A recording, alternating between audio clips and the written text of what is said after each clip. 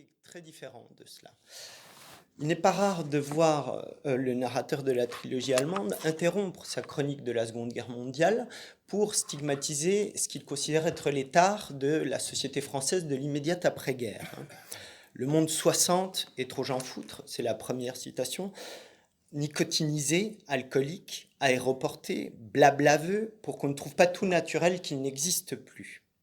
Ce type de formule aux accents crépusculaires, souvent commentée pour les prophéties de fin du monde dont elle découle, euh, réactive un substrat idéologique ancien pour lui donner une dimension critique nouvelle. Et de la quatrième République, du mouvement de modernisation dans lequel s'engage la France au sortir de la guerre, la trilogie dit qu'elle est d'abord marquée par l'entrée du pays dans l'ère du consommateur. Alors c'est à cela que je vais m'intéresser spécifiquement aujourd'hui, en faisant court parce qu'il l'heure est avancée dans la matinée, et en prenant tout de même, ne m'en veuillez pas si je prends quelques raccourcis pour aller un peu plus vite. La seule précaution que je prendrais, c'est de dire tout simplement que la prise en considération de cette dimension critique ne vaut pas, l'idée n'est pas de vous faire découvrir un nouveau Céline, ou de le réhabiliter ou de le condamner. Mon parti pris est littéraire. Il consiste tout simplement à se demander comment se pose cette question de la dimension critique des textes par rapport à la société de consommation dans les formes mêmes de ces trois romans. Comment apprécier la créativité de cette exégèse de la société de consommation en France. Eh bien, cela suppose de faire l'examen des déplacements et des dérives discursives, des personnifications, des scénographies, des erreurs volontaires d'aiguillage lexical que fait le texte. Face à ce nouveau chenal des satisfactions, aussitôt qu'elles franchissent l'espace du seuil littéraire. À la fin des années 50, début des années 60, la France se modernise, se pare de matières plastiques multicolores, rêve de résidences secondaires et de destinations exotiques. Ce sont les années prise unique, les années Club Med, qui voient s'installer le premier centre commercial Carrefour à Sainte-Geneviève-des-Bois en 1963 et s'ouvrir le drugstore Publiciste sur les Champs-Élysées. Les débuts de ce que Jean Fourastier dénommera les années 30 font déjà l'objet d'analyses critiques qui portent essentiellement sur la société de consommation. Henri Lefebvre le fait dans Critique de la vie quotidienne dès 1947. David Reisman, dont le livre va être publié en 64 sous le titre Une foule solitaire, fait quelque chose de comparable. On pourrait retrouver cela dans la revue Esprit, ou plus tard chez Jean Baudrillard dans le livre bien connu La société de consommation. La littérature n'est pas en reste, puisque dès 59, Elsa Triolet publie Rose à crédit. Christiane Rochefort publie Les Petits enfants du siècle en 61, Les choses de Pérec en 65 et Les belles images de Simone de Beauvoir en 66. Tous ces livres-là font une large représentation et représentation critique de la société de consommation.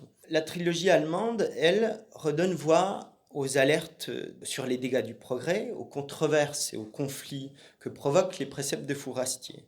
Ce texte évoque la pollution des rivières et ses conséquences sur la qualité de l'eau. Ils font une place à la défense des milieux et des paysages contre les autoroutes et l'aménagement urbain, ou aux problèmes déjà posés par la malnutrition. Il commente le caractère insensé et violent de l'urbanité, l'architecture des grands ensembles, et tant d'autres aspects de cet élan modernisateur. Donc je ne développe pas cela, mais je le mentionne simplement pour dire que c'est beaucoup plus large que la société de consommation.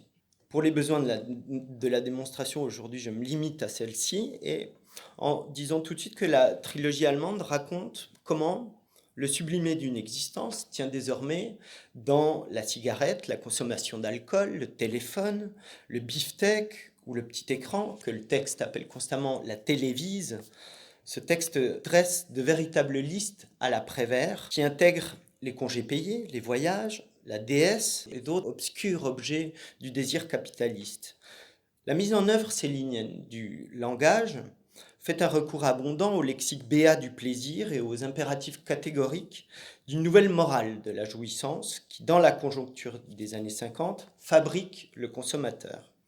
Le panégyrique des slogans publicitaires, les récits de vie dorée, les personnifications en des figures épanouies s'entrelacent ironiquement au tableau d'une humanité qui cherche à tout prix à se divertir.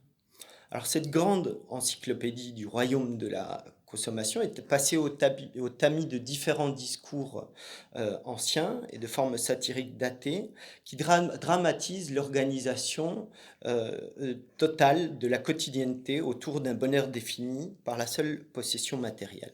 C'est ce qu'évoque très bien Christine Ross dans Rouler plus vite, laver plus blanc, ou Claire Lemonnery dans Le temps des objets. Les textes de Céline personnifient cette société de consommation dans une figure qu'il appelle Jean Foutre. Le personnage de Jean Foutre est loin d'être un simple sybarite égaré dans la vulgarité, homme de son temps.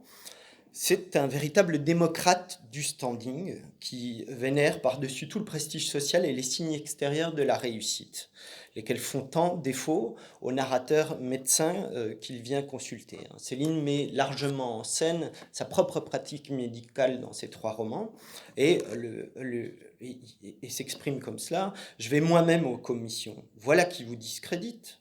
Je vais aussi porter les ordures, moi-même, la poubelle jusqu'à la route. Vous pensez, comment je serais pris au sérieux ?»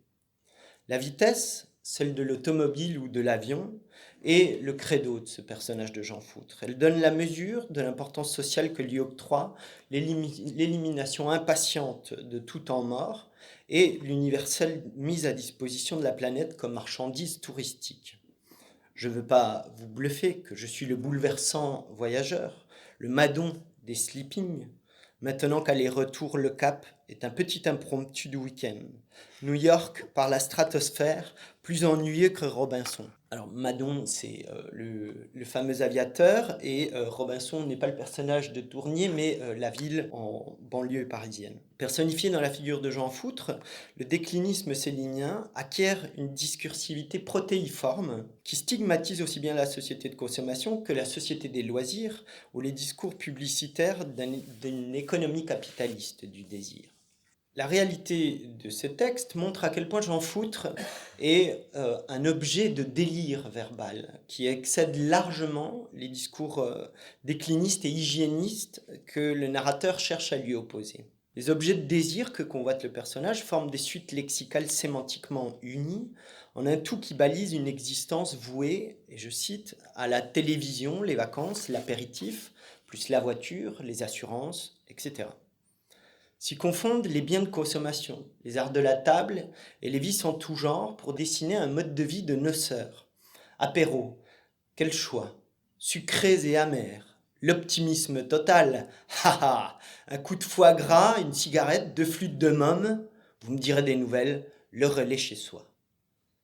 La démesure de l'écriture célinienne fait concurrence à l'abondance consumériste dans des hyperboles scatologiques, les plus gros fiasses, les plus forbides, les plus puissants caca. L'écriture abuse des superlatifs, les plus pires priapiques gibbons. Les gibbons, c'est un singe d'acide d'Asie.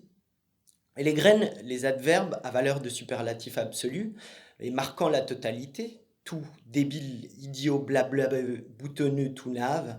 Elle multiplie les métaphores extravagantes, elle abonde en énumération cumulative ou en détournement d'expressions tirées de réclames publicitaires, et hop, en voiture, une autre gargote, un autre caviar.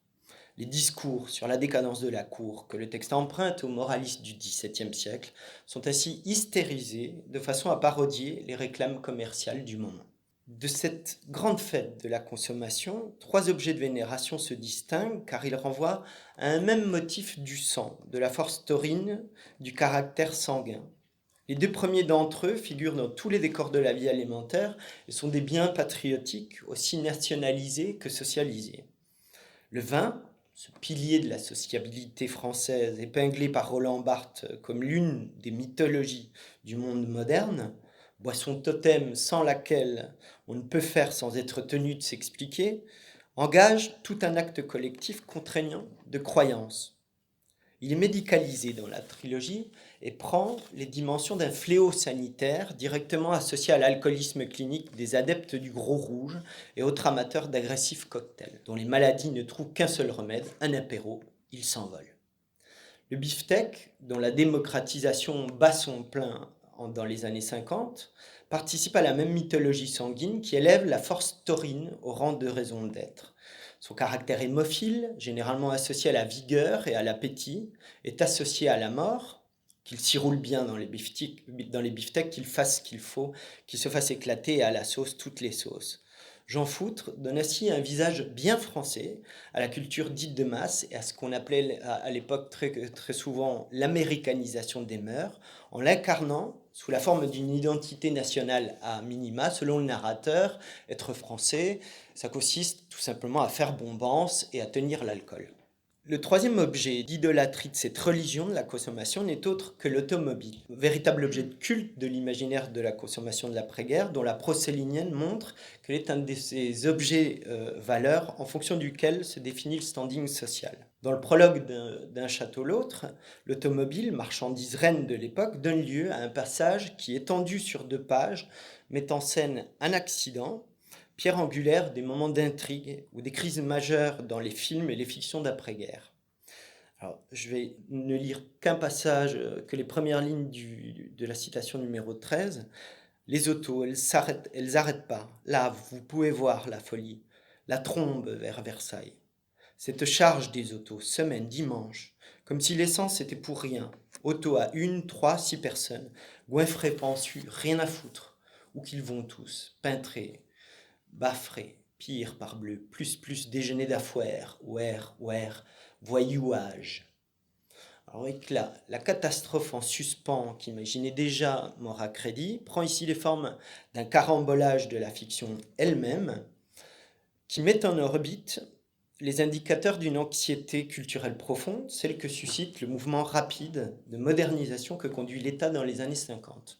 Cette inquiétude s'enracine dans des éléments propres à une culture de l'automobile dont le texte déforme et détourne les slogans marketing, la plus vie que ça donne, les lieux balises, le relais, comme chez Houellebecq, revêt une importance historique, et également ces itinéraires obligés, comme celui de l'autoroute des vacances évoqué par mon compatriote Julio Cortázar dans une nouvelle, L'autoroute du Sud, qui a fait l'objet d'une adaptation cinématographique également. Ce qu'invente l'œuvre est alors une mythologie funèbre de la voiture. L'automobile y est par excellence la manifestation d'une volonté de puissance qui cache un désir d'en finir, mécanique d'une pulsion de mort que le texte anime d'une scénographie mythique de l'accident de voiture. Le sacrifice spectaculaire de tôle, de mécanique, d'existence humaine que représente l'accident est une sorte de gigantesque happening, le plus beau de la société de consommation, celui où l'anéantissement rituel de matière et de vie devient la preuve de sa surabondance. Dans la destruction seule, les possessions sont là par excès et témoignent dans leur immense disparition de la richesse. Alors, il me semble que pour avoir une idée claire, si on voulait trouver un équivalent cinématographique de ce passage, la première chose qui m'est venue à l'esprit, c'est le fameux plan séquence de Week-end de Godard, où vous voyez le couple du film en voiture traverser un immense carambolage. Et ce n'est pas pour rien que le carambolage est représenté sur une route de campagne. Il me semble que sur cette route de campagne, ce que représente Godard, tout comme le représente ce passage, c'est comment la société française d'après-guerre a besoin de ce récit d'émancipation par la consommation pour oublier la Seconde Guerre mondiale et le passé immédiat. Cette route de campagne, c'est celle de l'exode, du grand exode qui a suivi la défaite de 40. Il est plus que temps de conclure. Alors, Céline est-il situationniste? Certainement pas, mais l'observation critique de la vie quotidienne dans la société de consommation que fait la trilogie allemande inspire des parallèles inattendus avec le regard porté par les situationnistes ou par le premier roman de Georges Perec sur les choses. Sa manière de pister dans l'actualité, dans les films, les vedettes, les modes ou les spectacles du moment, les signes de l'amnésie collective, rappelle la sémiologie des mythologies de Barthes, tandis que son tableau critique de la technologie trouve, à la même époque, des formulations intellectuelles dans la revue Esprit. Le mode de présence dans la cité que manifestent ces textes élabore, depuis la sphère imaginaire, non seulement une vision critique de la société de consommation, mais une histoire critique du début des Trente Glorieuses, qui contredit plus largement le récit de réunification nationale, de rétablissement de l'ordre républicain et de retour à la paix, afin d'affirmer son impossibilité. Dans les commentaires sur le quotidien de l'après-guerre, le texte montre que cette narration, inopérante, a cruellement besoin d'un autre soutien narratif, celui d'un récit d'émancipation collective fondé sur une foi théologique dans la modernisation. Je vous remercie.